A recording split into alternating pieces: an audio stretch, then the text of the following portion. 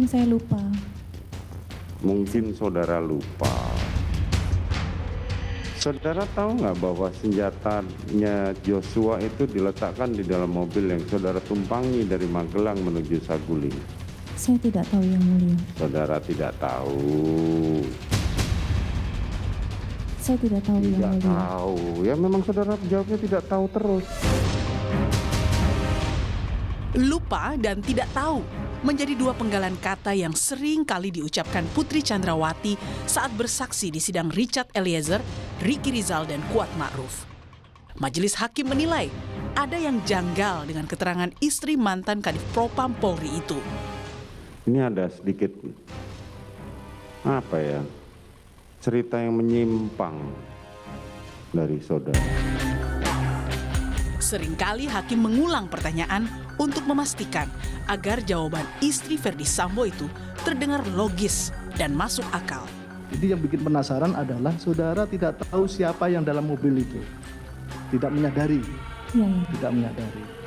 Jadi saudara tidak menyadari bahwa di dalam mobil itu ada selain saudara Ricky. Saya tidak perhatikan lagi. Dan saya tidak pernah Di mengajak. samping saudara siapa? Saya tidak tahu. Maksud Kayaknya di samping kosong. saudara tidak tahu. Di sampingnya driver Saya tidak tahu. tidak tahu. Karena Di saya tidak belakang perhatikan. tidak perhatikan. Padahal saudara cari satu mobil. Kapan saudara menyerahkan uang kepada mereka bertiga? Saya tidak pernah menyerahkan uang kepada mereka. Ada pembagian, Eliezer dapat 1 miliar, Ricky dapat 500 juta, Kuat dapat 500 juta. Saya tidak tahu, Yang Mulia. Saudara tidak tahu. Ketika sering kali lupa dan tidak tahu terhadap pertanyaan hakim, istri Verdi Sambo itu justru ingat dan bersikukuh menjadi korban pelecehan seksual dari almarhum Yosua Huta Barat. Mungkin ditanyakan kepada institusi Polri, kenapa bisa memberikan penghargaan kepada orang yang sudah melakukan perkosaan dan penganiayaan serta pengancaman kepada saya, Ubayang Karim. Mohon maaf Bapak, kalau saja Bapak tahu bagaimana seorang korban kekerasan seksual itu tidak mudah dan mungkin pikirannya tidak sestabil orang normal.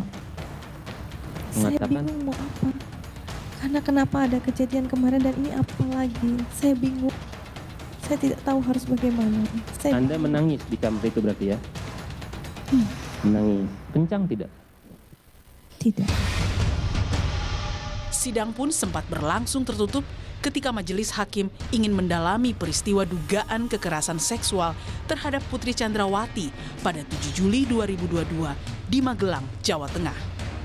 Di sisi lain, kesaksian Putri kembali dipertanyakan karena jaksa penuntut umum mempertanyakan hasil tes Putri menggunakan alat pendeteksi kebohongan terkait hubungan Putri dengan almarhum Yosua. Yosua adalah driver saya. Ya. Dia saya anggap sebagai anak kami. Oke. Hanya itu saja? Iya, Tidak ada hubungan romantis di antara kalian berdua? tidak ada. Tidak ada. Baik. Saudara pernah dites poligraf, bukan? Lie detector. Iya, pernah. Pernah. Anda tahu ditanyanya tentang apa? Saya lupa.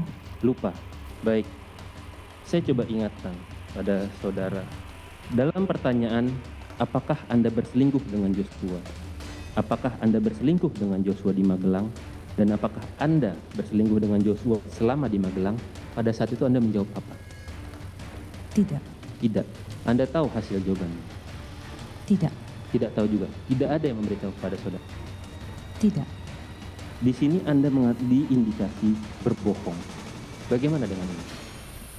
Saya tidak tahu. Yang jelas, ketidaktahuan dan lupanya Putri terhadap sejumlah kejadian dalam rangkaian pembunuhan Yosua menjadi catatan majelis hakim di persidangan. Luar biasa saudara ya, lupanya ya.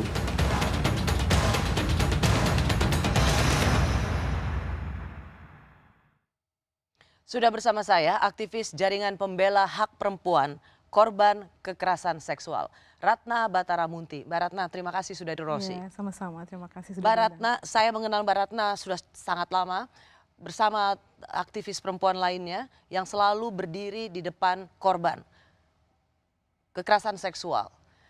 Minggu ini, Putri Chandrawati, istri Sambo, Verdi Sambo, mengatakan dengan sangat jelas, saya diperkosa. Kemana suara para aktivis perempuan? Ya, kita tidak bisa langsung ya menyatakan dukungan terhadap PC karena kita tahu banyak sekali indikasi-indikasi tentang kebohongan, tentang obstruction of justice gitu ya. Dan juga dia terlibat kalau dari fakta-fakta di persidangan bukan hanya sebagai ibu rumah tangga biasa, tapi dia juga bagian dari merencanakan skenario. Dan itu juga terbukti skenario yang dia sampaikan itu gagal ya karena sudah Jadi ini alasan putuskan. Apakah Anda ingin mengatakan Anda Di SP3. meragukan kesaksian Oh iya dong, Putri? ya kita sebagai pendamping kita memang tentu saja harus percaya ya dengan keterangan korban. Tetapi kecuali ya tidak kecuali kalau misalnya ada indikasi-indikasi yang membuat kita ragu bahwa dia sebagai korban. Nah indikasi-indikasi itu banyak di dalam kasus PC ini. Gitu. Oke. Nah, Belum lagi soal relasi kuasa ya. Tentu saja kita selalu ada di depan ketika perempuan itu memang selama ini di relasi kuasa yang subordinat dari pelaku ya. Kita bisa lihat relasi kuasanya kalau di kasus PC siapa yang berkuasa. Siapa yang punya uang, bahwa siapa yang selama punya ini privilege. kasus perkosaan itu melibatkan relasi kuasa, seseorang pria yang Ya. dianggap lebih berkuasa daripada perempuan gitu. Ya. Tapi apakah itu selalu terjadi atau fenomena seperti ajudan memperkosa istri jenderalnya itu tidak pernah terjadi sama sekali atau yang lebih di bawah derajatnya? Iya, kasus PC ini kasus pengecualian ya dari mayoritas korban yang kita dampingi. Sehingga kita nggak bisa menyamakan dengan korban-korban yang lainnya. Kebanyakan korban itu justru dia memang yang lemah gitu ya dari relasi kuasa dengan pelakunya. Lalu dia juga bukan orang kelas menengah atas gitu ya yang juga sulit mendapatkan akses informasi gitu. Kalau PC ini kita lihat dia punya banyak sekali privilege. Siapa suaminya dan dia itu ada 8 ajudan yang melayani dan kita baru tahu selama ini kita tuh kemana para penyidik polisi-polisi untuk melayani masyarakat. Kita kekurangan uang, kekurangan SDM ya, korban-korban itu nggak benar-benar dilayani dengan baik ya. Proses hukum itu selalu lama ya, dibilang SDM-nya kurang. Tapi ternyata kita baru tahu, oh seperti ini di dalam kepolisian sistemnya ya. Bayangkan suami istri dilayani 8 orang yang harusnya mereka bisa bekerja untuk masyarakat daripada hanya untuk satu keluarga. Oke. Mbak Ratna, dalam persidangan minggu ini juga hakim memutuskan untuk sidang ditutup karena menyangkut apa yang terjadi di Magelang tanggal 7 Juli tentang adanya dugaan kekerasan seksual. Sidang itu kemudian tertutup. Kita lihat sama-sama. Itu tanggal 7 pagi sampai sore ya? Tanggal 7 Sampai jam 4 sore. Itu saudara cuma di rumah saja? Saya di rumah saja yang mulia. Oke, saudara merasa tidak enak badan? Saya tidak enak badan lalu saya istirahat ke atas. Habis itu saudara istirahat ke atas. Saat itu kegiatan para ajudan dan ART apa saja di bawah? Saya tidak mengetahui yang mulia karena saya beristirahat di atas. Saudara tidak mengetahui dan tidak itu.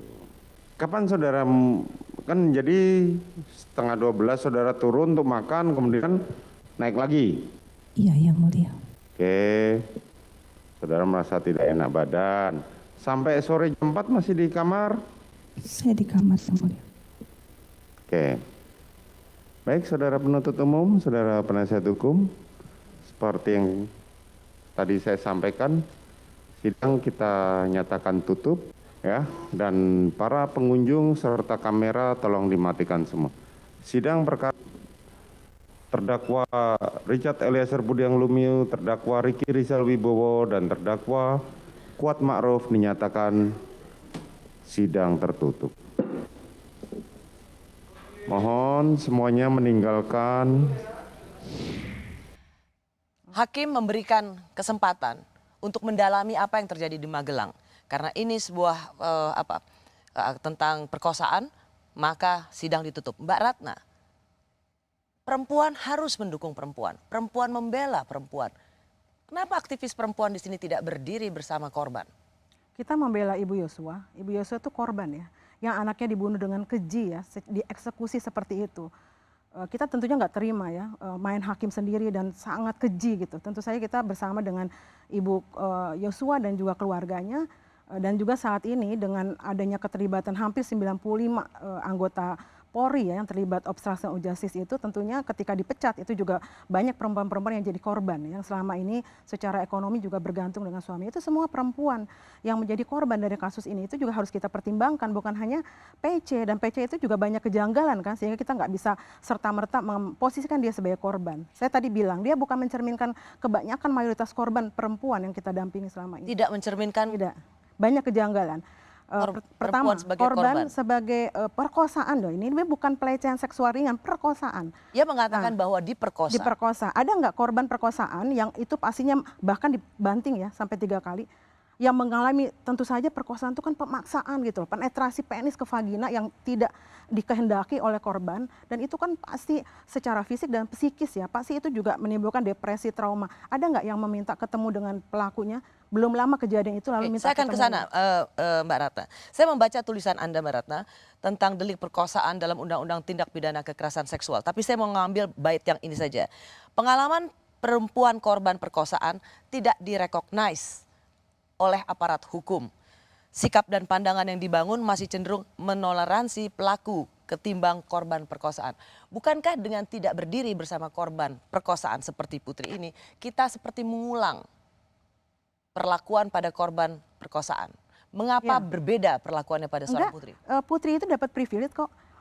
Dia tuh langsung diterima ya laporannya, keluar laporan polisi dan diproses ya sampai kemudian akhirnya di SP3 kan. Setelah terbukti bahwa itu hanya rekayasa tembak menembak yang ada katanya pelecehan tapi sebenarnya tidak gitu kan. Tapi apa? Artinya langsung dilayani dan pakai undang-undang TPKS. Jangan salah ya, undang TPKS. Sekarang ini Mbak, saya beberapa ke daerah-daerah ya, itu banyak sekali penyidik yang tidak mau menerima laporan korban, apalagi dengan undang TPKS. Sebelum ada undang TPKS, kita juga mendampingi korban di Kerawang. Sementara apa yang terjadi pada Putri? Langsung dapat privilege.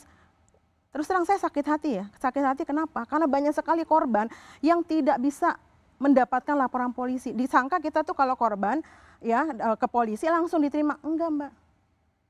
Itu banyak sekali seperti itu, apalagi pada pakai undang-undang TPKS. Undang-undang TPKS itu nggak ada yang mengatakan berbeda sekali perlakuan. Perlakuan privilege yang diterima oleh Putri. Belum lagi pakai psikolog. Psikolog tuh hampir banyak nggak ada di daerah-daerah ya. Kabupaten belum punya psikolog. Psikolog biasa loh Mbak ya. Kemudian kita mau akses ya ke P2TP2A, UPTD PPA, psikolog klinis itu juga belum tentu menyediakan. P2 di Kerawang itu juga dia sambil sebagai dosen, pokoknya itu nggak langsung memberikan layanan pemulihan pada korban gitu. Dan ini membuat Anda ini sangat... psikolog forensik. Psikolog forensik yang lebih tinggi lagi dari psikolog klinis langsung bisa didapatkan. Psikolog langsung bisa didapatkan, laporan polisi langsung didapatkan.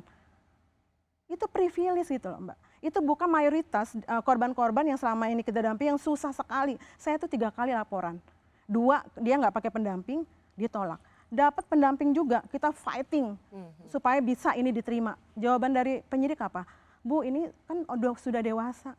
Suka sama suka. Jadi bagi mereka kalau anak itu baru delik biasa. Tapi kalau yang namanya dewasa itu delik aduan. Delik aduan pun juga ketika korbannya sudah mengadu, ya nggak langsung bisa diterima. Jadi kalau dengan kalimat yang singkat, Putri Chandrawati mengatakan saya diperkosa, aktivis perempuan bungkam.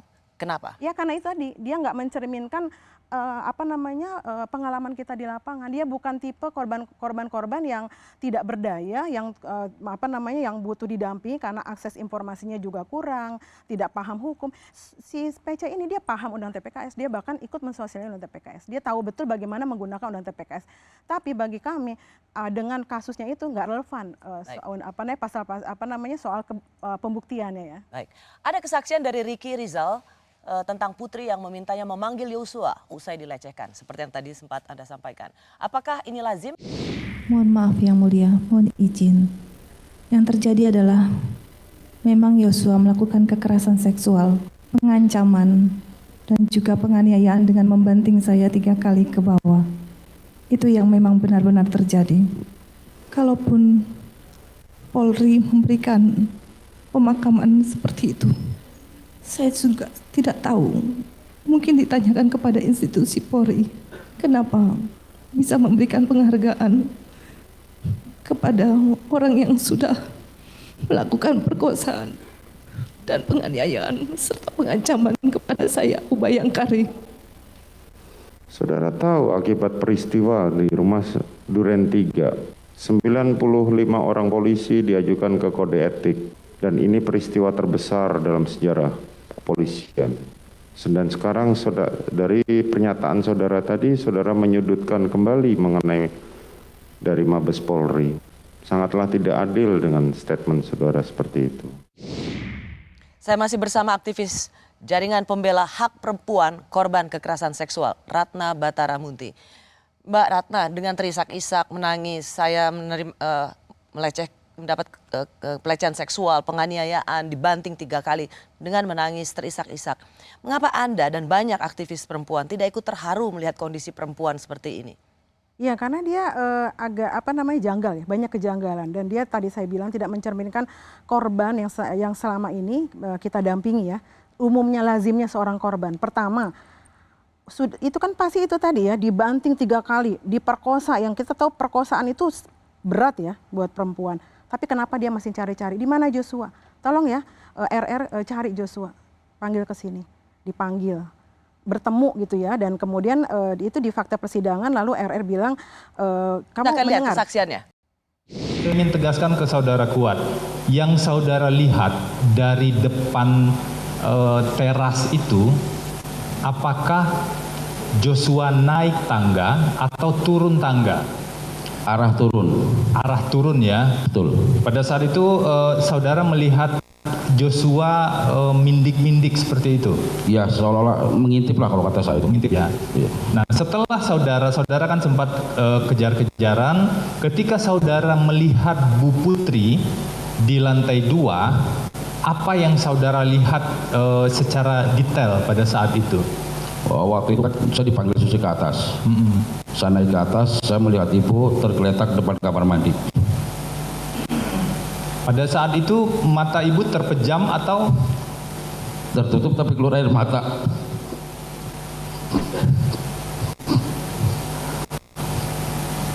saudara saksi bisa menjelaskan situasi saat itu? Pada saat itu ibu matanya tertutup tapi keluar air mata, cuma diam aja.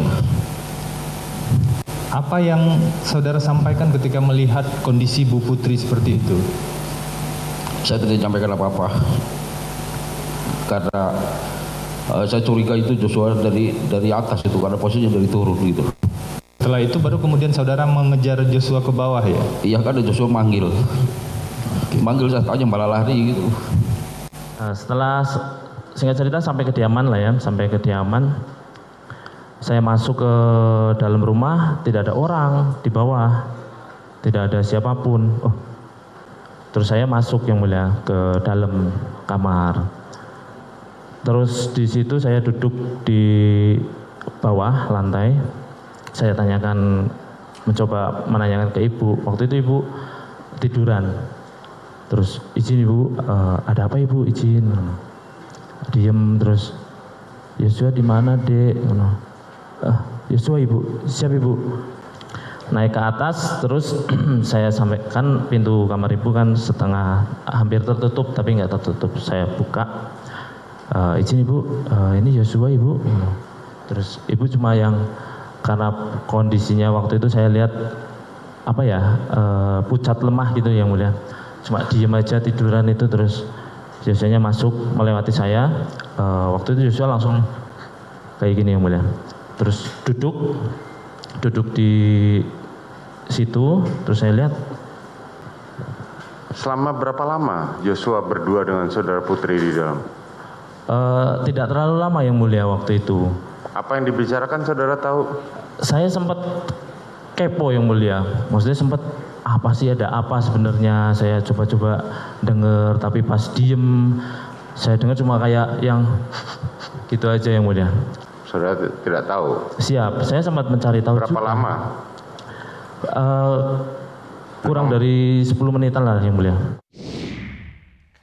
Ada 2 kesaksian, yaitu kesaksian Ma'ruf yang juga sambil menangis melihat kondisi Putri Chandrawati, tapi juga ada kesaksian Ricky Rizal yang diminta oleh Ibu Putri setelah perkosaan itu terjadi untuk memanggil Yosua kembali ke dalam kamar. Apa yang Anda lihat dari dua kesaksian ini? Pertama, selama pengalaman pendampingan tidak ada korban kekerasan seksual khususnya perkosaan yang melakukan hal seperti itu. Memanggil Yang seperti korbannya, apa? memanggil korbannya dan berbicara tadi. Memanggil pelakunya? Memanggil pelakunya lalu berbicara berbisik-bisik, bukan marah-marah ya. Kalau marah-marah pasti RR yang kepo udah mendengar ya, tapi berbisik-bisik seperti itu ya. Jadi tidak mungkin. Iya. Pengalaman ini tidak saja tidak lazim. Tidak lazim. Tidak saja tidak lazim, tapi tidak mungkin. Iya.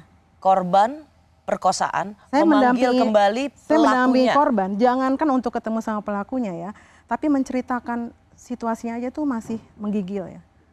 Masih patah-patah gitu. Bayangkan kita tuh menolak untuk penyidik mengkonfrontasi korban sama pelaku ya. Kan selalu seperti itu, gelar perkara, datangkan korban, dikonfrontir seperti itu selalu kita tolak. Kenapa? Karena traumanya supaya tidak lagi terjadi reviktimisasi. Karena si korban itu ngelihat pelakunya saja pelaku pasti aja, sudah jijik, itu marah. kan kita selalu kan menolak konfrontasi.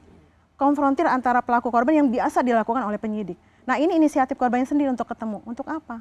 Gitu ya. Dan itu artinya nggak lazim ya. Dari pengalaman selama ini ya, pendamping korban kekerasan seksual, khususnya perkosaan. Nah yang kedua juga tadi ya, pilihan kenapa si Joshua melakukan itu di rumah majikannya ya, dan dia hanya siapa sih gitu ya, banyak sekuat ya ajudan di sana, dan juga pasti ada CCTV gitu ya. Seberapa beraninya sih seorang Joshua dengan pangkatnya ya bahkan melakukan seperti nyolek itu. Istri jenderal. Ya, tapi ada juga kesaksian yang sambil dengan terharu kuat mengatakan melihat kondisi ibu yang sudah ya harusnya bisa dikembangkan dong motif yang lain, misalnya saja Joshua mungkin menyaksikan misalnya perselingkuhan kuat sama ini harusnya bisa dimungkinkan motif yang lain kan. Ketika kita melihat ada keganjilan terhadap katanya korban perkosaan, itu harus dikembangkan juga. Kemungkinan Joshua itu menyeroboki gitu ya, mendapatkan mungkin ada hubungan kuat dengan itu. Itu kita kan harus ada peluang pengembangan harus motif. Terbuka iya dong. Ruang untuk yang satu lagi, lain. Vera sudah memberikan kesaksian di pengadilan bagaimana Joshua itu curhat ya, dan kita semua juga melalui medsos bisa mendengarkan ya, bahwa dia tuh sudah punya masalah berat dan dia sudah diancam. Oke, Mbak Ratna, nah itu kenapa nggak dikembangkan motif bahwa sebenarnya itu ada yang lebih besar gitu ya, bahkan tadi ya, kenapa laporan keuangan tadi Bayangkari itu juga Joshua yang megang gitu ya. Itu kan sebelum ke sana Mbak Ratna, pengacara Sambo maupun Putri itu mencoba untuk melihat kebiasaan almarhum seperti suka pergi malam, suka pergi minum-minum, temperamental, sehingga apakah ini dianggap cukup untuk melihat atau mendapatkan gambaran karakter seseorang yang bisa punya potensi memperkosa? Ya, saya kira sekarang Undang TPK sudah menegaskan ya di dalam salah satu pasalnya itu tidak boleh riwayat seksual seseorang gitu ya, itu atau kebiasaan atau apapun gitu ya, itu langsung dikaitkan gitu ya, langsung dia diberi cap, diberi stigma. Kan selama ini kan seperti itu, riwayat seksual korban selalu dianggap oh ini korban tuh perempuan nakal gitu ya, korban itu sudah biasa kok berhubungan. Nah, sering pergi malam. Dan di Undang TPKS itu juga bukan hanya korban tapi juga terhadap yang terlapor juga nggak boleh diperlakukan seperti itu, sudah ada di Undang-Undang TPKS-nya. Jadi nggak bisa kita otomatis memberikan stigma ketika dia punya misalnya kebiasaan-kebiasaan tertentu bahwa dia berarti adalah pelaku, nggak bisa seperti itu kan. Oke, termasuk juga misalnya ada soal psikologi forensik hasilnya yang menjelaskan justru sebaliknya kepada Bu Putri soal tertekan, depresi, dan itu secara konsisten Iya, tapi kan apakah itu kemudian relevan? Apakah itu ada kaitannya dengan dia sebagai korban perkosaan? Kan tertekan, depresi bisa aja karena dia tiba-tiba dari kekuasaannya, dari istananya gitu ya, dari pengaruhnya yang mungkin selama ini tidak tersentuh gitu ya, lalu tiba-tiba runtuh gitu ya kerajaannya, tiba-tiba dia terpampang di media gitu ya. Sebagai salah satu misalnya yang juga terlibat dalam obstruction of justice, yang itu juga faktanya juga sudah ada gitu ya, bahkan sudah ada polisi-polisi yang juga sudah diberi sanksi seperti itu. Nah itu bisa jadi juga dia pasti udah dapat trauma dan juga pasti tertekan. Jadi, nah kalau misalnya- sementara ini dia ngakunya dia kan bukan kekerasan psikis loh. Dia ngakunya tuh persetubuhan, perkosaan. Perkosaan jelas unsurnya itu kan adanya ancaman kekerasan, adanya penggunaan kekerasan, lalu persetubuhan. Itu nggak relevan dengan kalau buktinya hanya dari hasil psikologi Kenapa forensik. tidak relevan?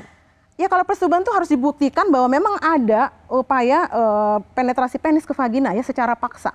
Dan itu biasanya kalau di dalam kasus-kasus kekerasan seksual itu ada dengan visum et repertum, itu yang paling mengena untuk alat buktinya, bukan dengan alat bukti yang lain-lainnya. Itu dulu yang paling harus dibuktikan karena persetubuhan dan ada penggunaan kekerasan. Secara fisik kalau ya. bisa dilihat kondisi korban secara konsisten menunjukkan depresi berkepanjangan, itu secara konsisten tidakkah itu juga bisa? Nggak bisa. Kita kan harus melihat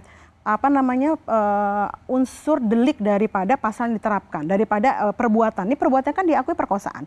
Perkosaan itu diatur di 285 KUHP dan itu juga bagian dari Undang-Undang Tindak Pidana Kekerasan Seksual di dalam pasal 4 ayat 2, apa yang disebut dengan pasal jembatan. Jadi norma hukumnya, unsur-unsur deliknya itu diatur di undang-undang lain, tetapi soal hukum acara dan lain-lainnya, hak korban tetap menggunakan Undang TPKS. Nah, kalau kita kembali ke pasal 285, yang namanya perkosaan itu harus dibuktikan persetubuhan. Dan persetubuhan itu nggak bisa dengan psikolog itu harus jadi memang secara fisik. Jadi Anda sendiri jadi nggak relevan yang katanya sudah membela perempuan korban kekerasan seksual melihat hasil psikologi forensik itu tidak relevan. Ya nggak relevan. Jadi dibilang katanya sudah mengantongi 4 alat bukti. Tapi selama 4 alat bukti nggak relevan, tidak menunjukkan bahwa terjadi persetubuhan, ya nggak akan bisa terbukti bahwa dia adalah korban perkosaan. Oke. Richard Eliezer memberi kesaksian. Putri Chandrawati memerintahkan untuk membersihkan sidik jari Sambo di barang-barang Yosua. Hanya pernahkah saksi diminta untuk bersih-bersih barang korban? Pernah, Bapak. Kapan itu? Jadi pada saat itu barang-barang almarhum itu sudah di packing.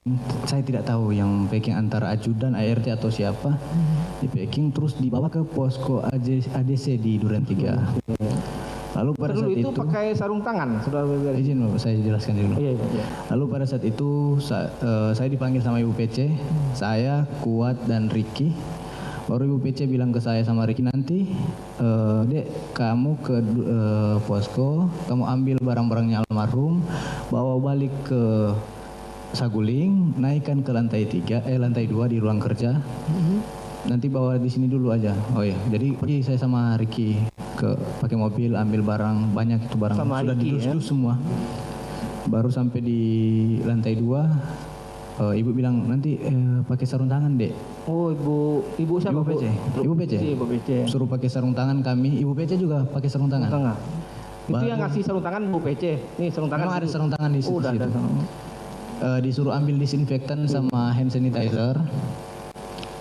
Kan barang-barang almarhum tuh atau baju-baju banyak di laundry. Gimana tadi? Terdakwa PC ngomongnya gimana? Sarung tangan?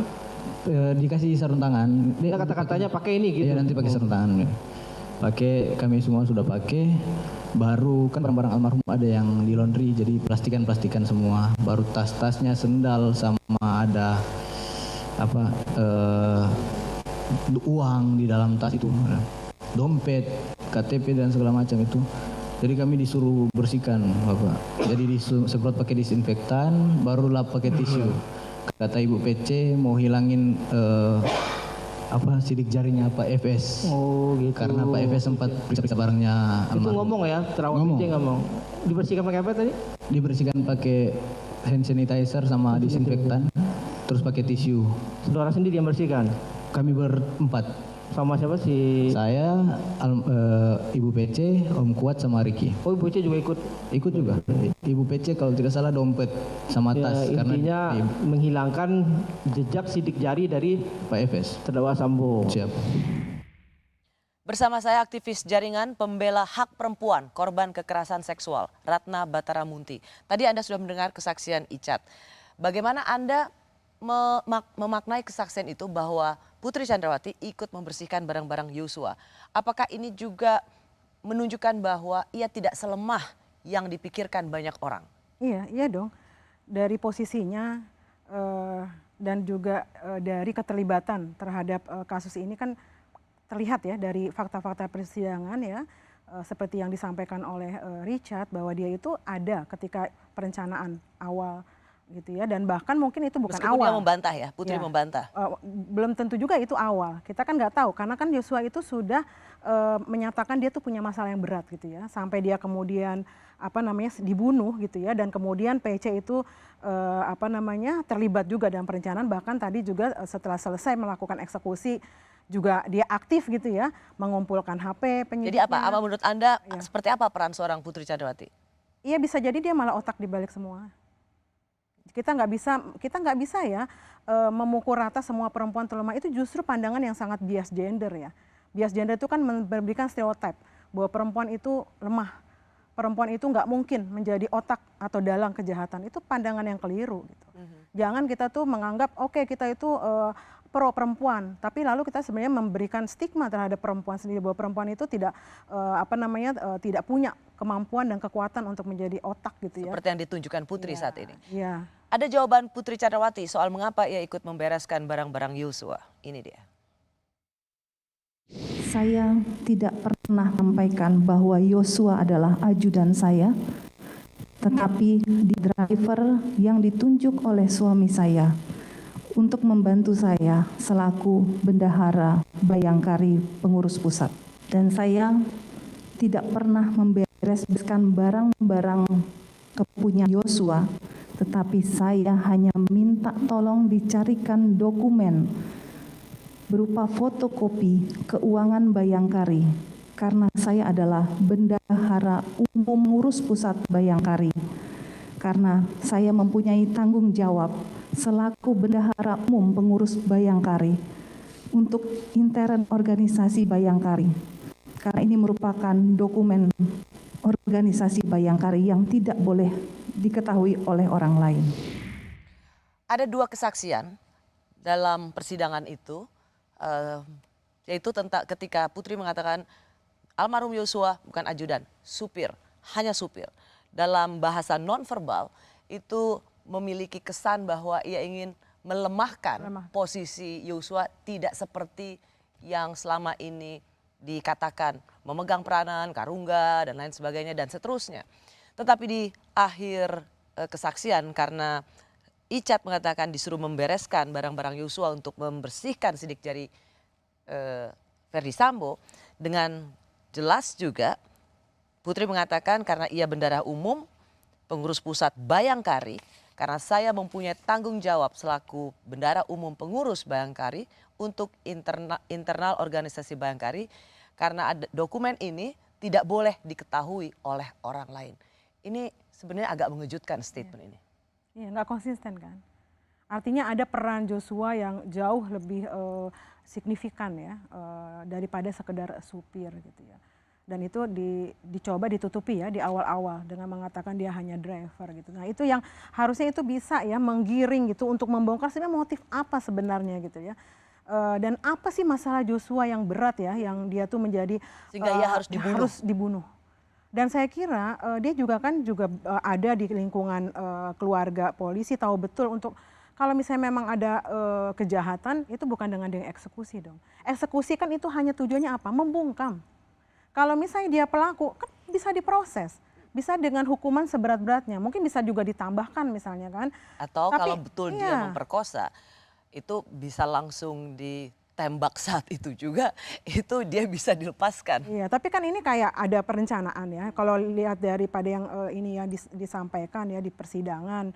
Nah lalu itu tadi ada sesuatu mungkin yang lebih besar ya, dan itu menggunakan motif KS dan dia memang harus dieksekusi, lalu tapi dicari motifnya gitu ya supaya dia menggunakan menggunakan konstruksi gender di masyarakat ya, budaya patriarki kan yang dimanfaatkan bahwa ini loh saya sebagai suami, istri itu milik suami, dia tuh harkat martabat keluarga, jadi sedikit disenggol kamu saya tembak, kan kesannya seperti itu yang coba disampaikan sehingga masyarakat menjaga martabat keluarga. Sehingga masyarakat yang memang budayanya patriarki itu langsung termakan, oh iya ya ini pasti si bapak FS ini hilang akal gitu. Tapi kan ternyata kan dari fakta persidangan nggak begitu ya, nggak sesederhana itu. Si korbannya terlibat yang dianggap saya korban ya, mengaku dirinya korban tapi dia aktif gitu, terlibat. Tadi tuh ada juga foto bahwa dia tuh juga sudah menyiapkan uang. Itu Jadi keganjilan dan semua sikap-sikap yang ditayangkan, ke publik itu adalah sikap-sikap yang sama sekali jauh dari kelaziman seorang korban kekerasan seksual. Dan memang secara mengejutkan beberapa kali memang pengacara Richard Eliezer mengatakan bahwa akan ada kejutan dalam persidangan nanti. Dan ternyata tampaknya kejutan yang diberikan itu adalah memperlihatkan foto kaki Sambo dan gelang Putri Chandrawati. Ini coba kita lihat. Ini kami foto ya. Ini kan saudara PC memakai gelang ya. Ini memakai gelang yang kami mau mengambil foto kemarin. Kalau teman-teman lihat di sini, ini ada gelang ini tapi agak kecil ya. Tetapi teman-teman bisa melihat. Nah, yang ajaibnya hari ini adalah PC sudah tidak memakai gelang tersebut. Saya tadi sempat foto lagi. Ini yang screenshot ya, tanggalnya ini ya.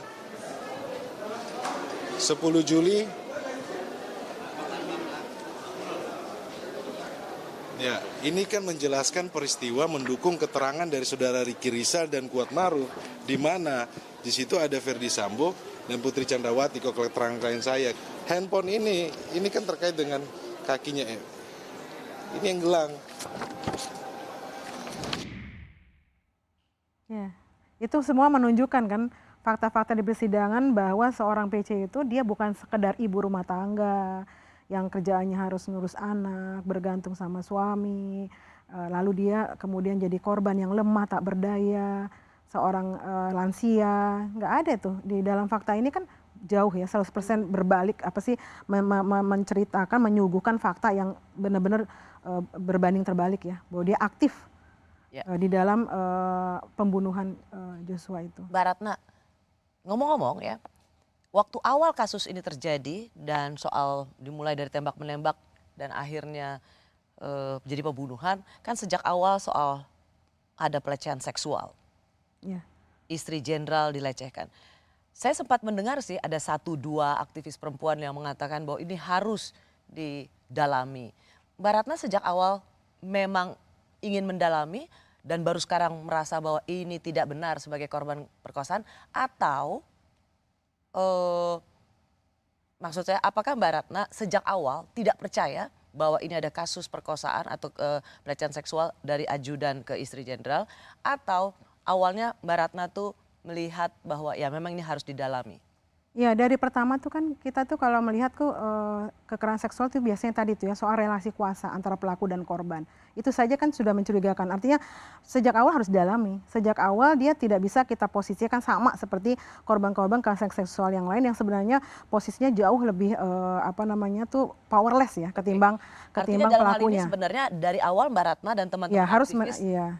tidak terlalu percaya bahwa Putri adalah korban kekerasan seksual. Iya, memang tidak bisa langsung serta-merta kita menerima cerita itu lalu serta-merta kita telan. Nggak seperti korban-korban yang selama ini kita terima pengaduannya, nah itu kita kan bisa lihat ceritanya gitu. Jadi nggak bisa dipukul rata semua namanya KS itu semua pasti korban KS, nggak bisa. Kita harus melihat case by case.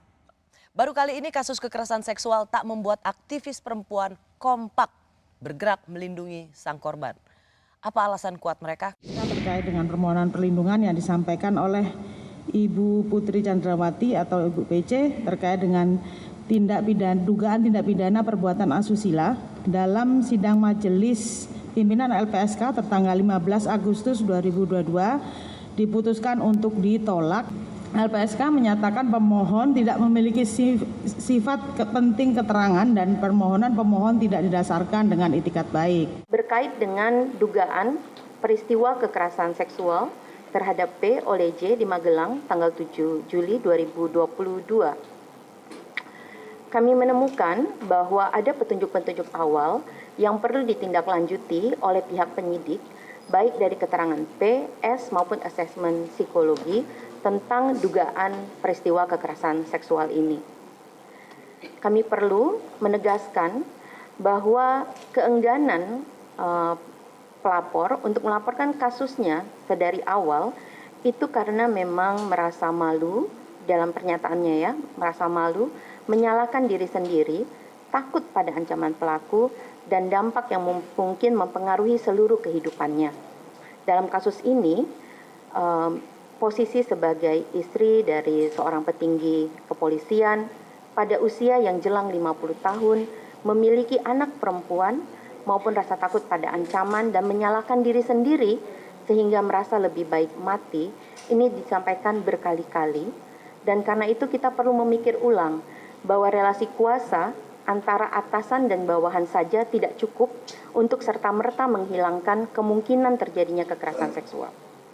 Karena relasi kuasa itu sesungguhnya sangat kompleks dan dapat dipengaruhi oleh konstruksi gender, usia, maupun juga kekuasaan-kekuasaan lainnya. Masih bersama saya aktivis jaringan pembela hak perempuan korban kekerasan seksual Ratna Batara Munti. Itu adalah bulan September, jadi sudah 3 bulan yang lalu ketika orang menyaksikan soal kekerasan seksual terjadi, tapi Komnas Perempuan cukup berdiri depan untuk melihat tetap ada peluang. Apa yang Anda lihat dari 2 keterangan pers tadi, dari LPSK dan Komnas Perempuan? Saya kira Komnas Perempuan nggak punya mandat ya, atau wewenang untuk melakukan pemeriksaan ya, atau penanganan kasus ya. Beda dengan LPSK. LPSK itu dia punya wewenang, dia tuh memberikan perlindungan, dan dia juga punya instrumen ya untuk melakukan asesmen dahulu seperti itu. Jadi saya kira dia lebih punya kapasitas dibanding Komnas Perempuan.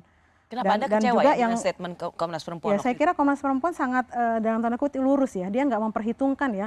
Dia seolah-olah berdiri di ruang yang sangat kosong. Dia nggak mempertimbangkan temuan-temuan persoalan obstruction of justice juga. Kenapa lalu si PC itu nggak mau memberi keterangan ke LPSK. Lalu juga ada amplop yang ditolak oleh LPSK. Itu seolah-olah diabaikan semuanya oleh Komnas Perempuan. Artinya dia tuh nggak bisa memberikan penilaian yang secara membabi buta seperti itu, dan hanya pakai konsep itu kan nggak bisa diperlakukan itu di ruang yang sama ya. Kita harus melihat konteksnya. Ini saya harus bertanya pada Anda, kok Anda dan banyak teman aktivis perempuan lainnya beda banget sikapnya soal korban Putri Chandrawati yang mengaku diperkosa dengan korban perkosaan anggota TNI perempuan, dia diperkosa oleh atasannya, anggota Pas Pampres Grup C. Itu Anda sebagai aktivis perempuan dan banyak aktivis lainnya galak banget, beda banget dengan kasus Putri. Dan juga sebelum-sebelumnya kita galak kalau soal yang korban sebenarnya ya, yang memang korban sebenarnya tentu kita ada di depan. Bersamaan nih, untuk Putri, kita bikin rilis pers kok bungkam untuk mendukung ya supaya proses hukum daripada laporan korban yang TNI itu benar-benar dikawal, dan selama ini kan memang seperti itu ya, kebanyakan korban yang melapor lalu dianggap suka sama suka. Sekarang kan diarahkan suka sama suka. Itu benar-benar real, mencerminkan mayoritas korban KS selama ini itu seperti yang diperlakukan kepada si korban TNI itu. Itu seperti itu di lapangan. Jadi aktivis perempuan Anda ingin mengawal kasus perkosaan yang korbannya adalah seorang perempuan anggota TNI. Menurut Anda itulah real gambaran korban selama ini. Dan itu di situ Anda akan bela bersama teman-teman. Iya, benar. Gitu. Dan kita akan di lapangan ya. Saya nggak tahu Komnas Perempuan siapa yang turun di lapangan. Apakah mereka juga pendamping? Saya nggak melihat mereka juga punya kapasitas sebagai pendamping. Saya nggak tahu ya. Dia kan memang mandatnya hanya pemantauan, gitu. Jadi saya lebih percaya dengan LPSK gitu ya, yang memang selama ini kita juga bekerja sama dalam penanganan kasus karena mereka turun ke lapangan. Dia benar-benar juga punya instrumen untuk investigasi seperti itu ya. Sementara Komnas Perempuan nggak punya mandat itu. Yang kedua juga tadi itu ada jujur LPSK juga menyampaikan bahwa ada soal amplop coklat. Dan kenapa ketika ditolak amplop coklat lalu si PC nggak mau memberikan keterangan, itu kan aneh. Mbak Ratna, adakah kekhawatiran aktivis perempuan kita semua dengan false report semacam ini atau laporan